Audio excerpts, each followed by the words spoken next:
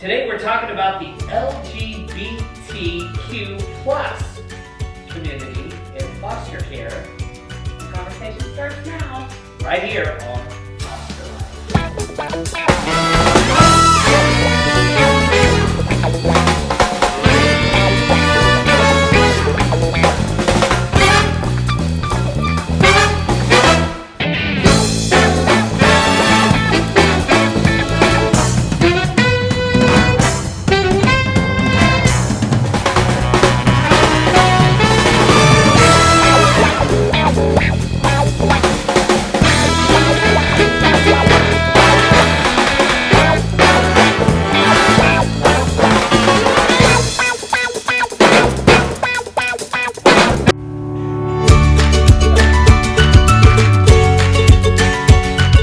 It's Wednesday the 24th, and today we're talking about the LGBTQ plus community in foster care. But before we get started, we got a good show today. Yes, we do. The girl that is going to be on, Krista, she is awesome, and I think that we're going to learn a lot. We were kind of talking to her back in our dressing room before we came out, and it was really good to get to know her and kind of see what they're talking about and that type of thing as well. So, Monday was a big day for Foster TV. It was huge. We had our new show come out. The new one. Yeah, and it was Foster TV's My Story. It was Summer's story, and if you got a chance to see it, it was good. If you haven't had a chance to see it, go back and watch it. You can see it at fostertv.net. Click on shows, and it's the one at the very top there. I'll tell you what gets me about Summer's story. The one that always brings tears to my eyes is if you hear her talking about when the state of Missouri was asking her parents if they understood what they were doing by signing their rights away and how that made her feel. Oh, that gets me every single time. Yes. I can only imagine what that was like for her. Oh, that had to have been terrible. Yes. And then when she talks about putting all her stuff in the trash bags, and so your toothbrush is next to your socks, and who wants to use their toothbrush if it's next to their sock? That gets me every time because I can't imagine, because then she says that she felt like homeless people. Mm-hmm. And I'm just thinking, oh man, we don't want any kid to ever feel like a homeless person. That's why our campaign for the duffel bags is so important to us. Right, exactly. And the thing that's really good about that show is we have 12 people that were in foster care, either aged out or was adopted.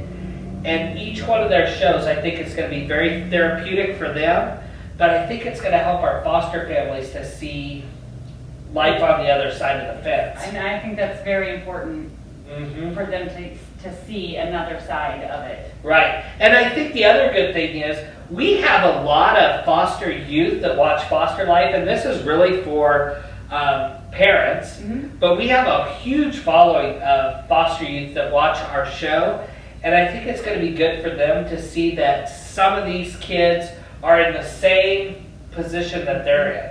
And I think it'll lend them comfort and support as well. Yes, just to know that somebody else out there has a similar story has to be helpful. And I think the biggest thing is that we're going to raise awareness. Yes. And we're going to see how far the foster care system has come, because some of our people were in foster care a while ago. A long time ago. And then some of our people were just in foster care. So I think we're going to see really where we need to put our efforts and what we can do. Yes. And I think it will be helpful for the community to learn to see these stories, and for us to see them, to continue what we are doing. Right. For the foster kids, for the telling your story. Right. Overall, it's going to be a good thing. Good thing. I don't know, but I get emails and people out in the community, and when we go to events and they ask, why do you do this? Why are you so passionate about this?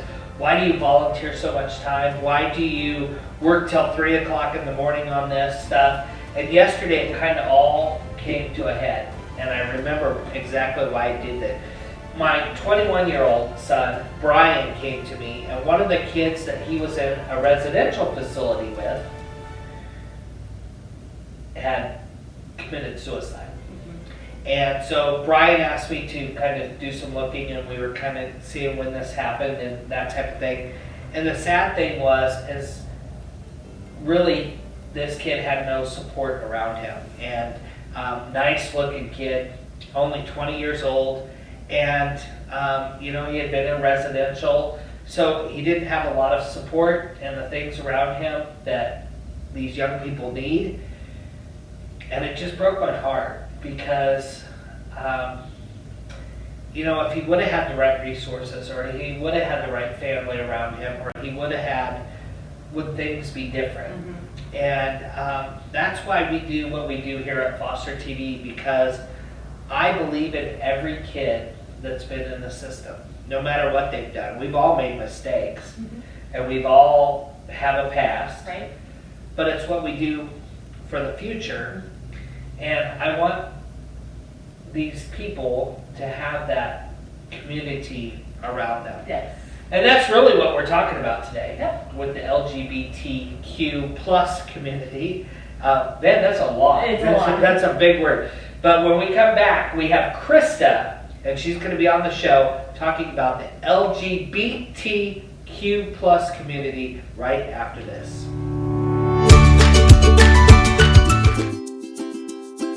Your logo deserves to be on our duffel bag. Contact Cindy McDaniel today.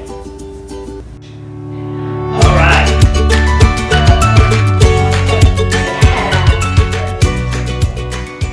Welcome back to Foster Life today. We're talking with Krista Mankato. Did I say that right? Yeah. And she is with our local, they call it GLOW. And what does GLOW stand for, or what is GLOW? So GLOW is the LGBTQ plus community center of the Ozarks, and we have been over here on Commercial Street since 1996. And we provide all kinds of programming. So we have weekly support, we do larger productions, like we put on the Greater Ozarks Pride Fest, that's coming up October 12th. Right. And we do like other Pride events throughout the month. We do movie nights, LGBTQ youth prom, talent show, like we do quite a bit. Right, that's awesome. So when foster parents are taking kids in that are gay, transgender, whatever the case may be, is there usually a place within their community that they can kind of plug them into so that they can have some events and things with the same community? Yeah, absolutely. And there's a lot of times, like in Springfield, Missouri, you wouldn't necessarily think that we had a youth program that had been running every single Tuesday since '96, but we do. And you can find out like what's near you by finding the community center near you, or reaching out to a PFLAG chapter and seeing what other resources are there and available. And so for our foster parents who are not familiar with the community, what is PFLAG? So PFLAG is for parents and friends of lesbians and gays, and it's really an organization that focuses on supporting family and friends of folks that have come out, so that it's not on the LGBT person, it's not their responsibility to educate everyone around them, especially their own parents and authority figures, on what it means to be gay or transgender, but so it allows them to have a safe space to support and find other resources and other parents they can talk to. So we have a lot of really good foster families out there in America, and we have some straight couples that are foster parents that are very interested in taking in maybe a lesbian or gay or transgender, whatever the case may be. Could they plug into PFLAG since they're fostering that child? Absolutely, absolutely. Like if there's not a limitation, we don't check your points on your gay card or anything like that. Right. But the reason I say that is because I have a lot of people that I work with, and they're always afraid that they're going to offend somebody. Yeah. And I don't know what to say. We would love to take in a kid like that. That's what I hear. A kid like that. Yeah. But we don't want to offend them or do more damage. Right. And so I'm thinking if they got plugged into something like PFLAG, Mm-hmm. Right. they could still, that would open that door for them and maybe get some of their questions and answers there. Yeah. So that they feel a little more comfortable. Do you see what I'm saying? Absolutely. And it's really important to be able, one, to connect with the LGBTQ community, because as we know, like, it's important for all humans to be able to connect to their peers appropriately. So say you have a foster child that is a different skin color or a different language than you, or maybe has different disabilities, reaching out to that community and providing adults, appropriate adults that are around your children, for them to model and see, like, hey, they're alive even. So my background is in working with the deaf and hard of hearing community, and I had a teacher tell me that they had a hard of hearing adult woman come and talk to her deaf kids that were in elementary school, and all of the kids were like whispering and pointing at the deaf adult, and come to find out, the little kids in elementary school thought that being deaf meant that they wouldn't reach adulthood, that they would die, because they had never seen a deaf adult before. So that's the same thing in our community. If you do not see people being successful and happy and having healthy relationships, that's not going to happen for them as easily as it would if they are able to see that every day or every week. Right.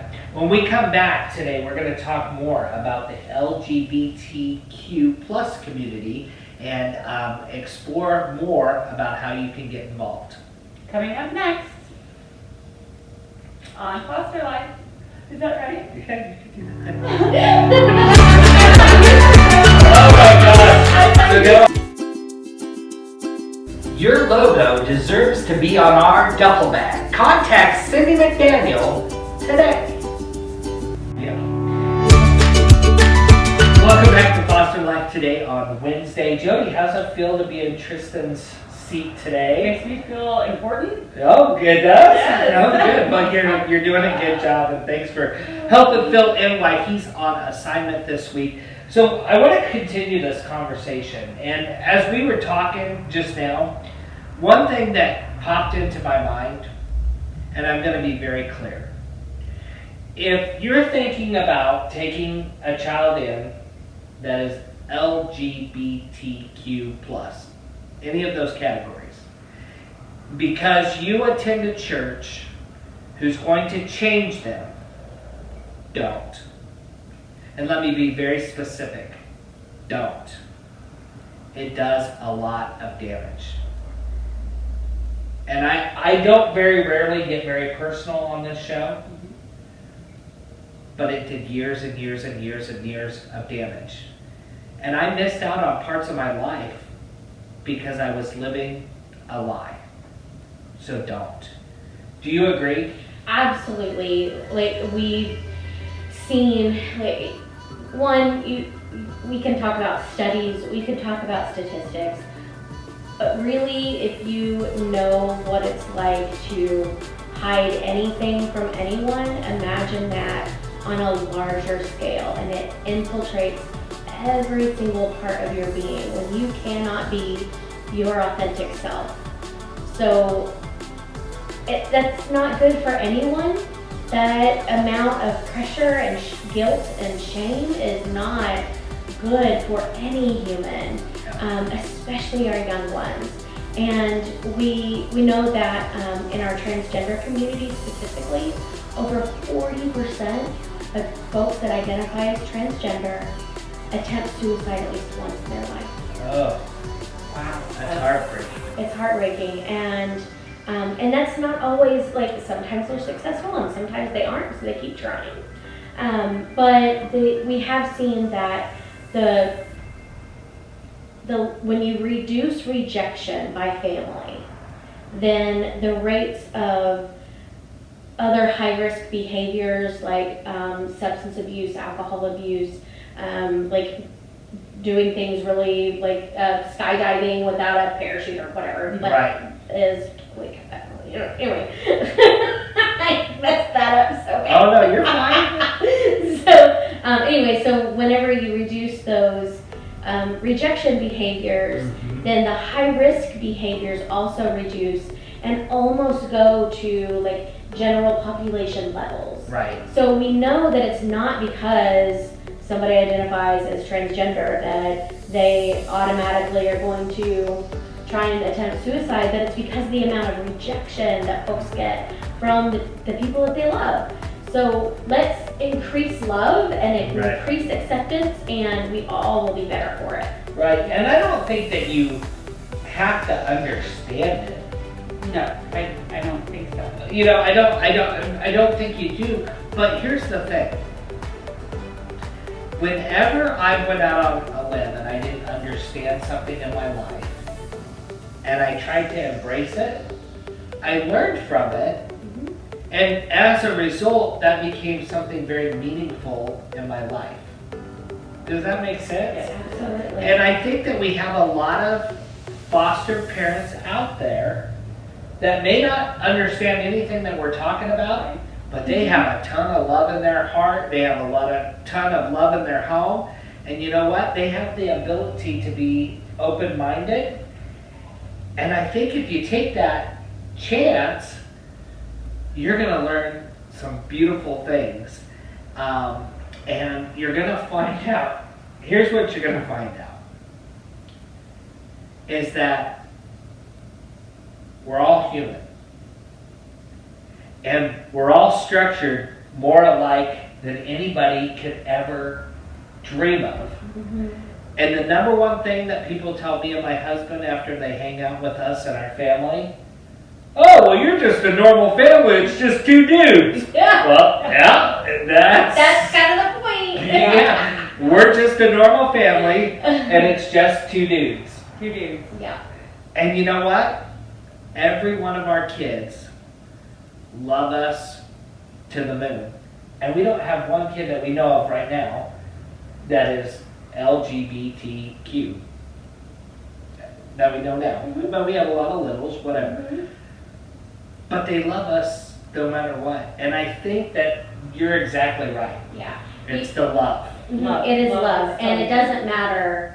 It doesn't matter how your parents identify, or what religion they are, or what they look like, or what you look like. When you have love, that is what brings us together, and that is the important part. All of the other stuff is just fluff and noise. Yep. Because kids know if you don't love them. Yep. Kids know if you don't approve of them. They may not be able to say it.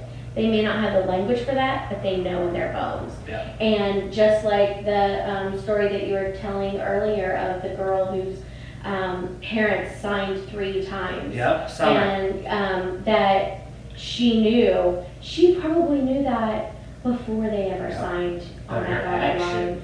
Yes. it just confirmed everything that she had always thought. Yes. Yeah.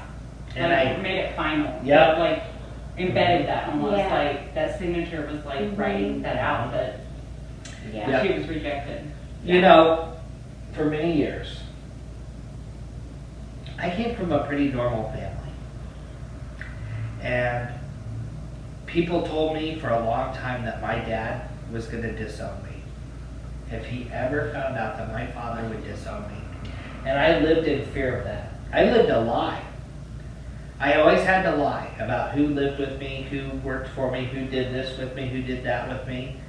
I lived this lie. And when I was 44 years old, and I told my dad, it wasn't true. My dad still loved me. He still cared about me. And he still wanted me. And my point is, we can reach out to these kids and we can love them and we can be their family so that they don't have to go through the years and decades that I went through living in fear. Folks, I had colon cancer at 35 years old. That's very rare. Very rare. I would say that one of the reasons why I had colon cancer at 35 years old is because I lived this lie. And I was so stressed that my family was going to find out and I wouldn't have them. And I loved my family so much I don't think we want any kid to go through something like that. I am so glad that you joined us here today. You kind of opened the door. Will you promise to come back again and we'll talk more? Yes. All right. So we'll be back to wrap up after this.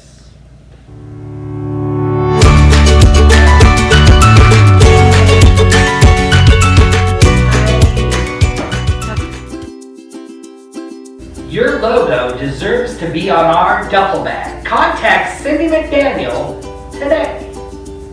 Foster Life today on Wednesday. Ben, it was good having Krista with us from the Glow Center, and she gave us so much information. And I know that the topic that we're talking about today is hard for some people, and it's probably not a topic that's meant for everybody out there, but for those people that need that information, I think that was really good information, and hopefully we can reach out more to the LGBTQ plus community and foster those kids as well, because they need a home just like everybody else. And all they need is love. That's right. That's what Krista told us today. They just need love. So we are on track to give away 1,000 duffel bags, trash bag moves for foster kids no more. And we are halfway to our goal. We need to continue to plug away, so if you can give, $5 buys a duffel bag, and that helps one kid. We have lots of things if you want to give. You can win Pioneer Woman. You can win the barbecue grill. We have a $100 Walmart gift card. And then we also have the Tony Gonzalez signed limited edition print with a plaque on it. It's worth quite a bit of money. That's what I hear. For every $5 you put in, we're going to put your name in for that Tony Gonzalez limited edition signed autograph print. Until Friday on Foster Life, we'll see. Foster Life is a HEDFRA production, only on Foster TV.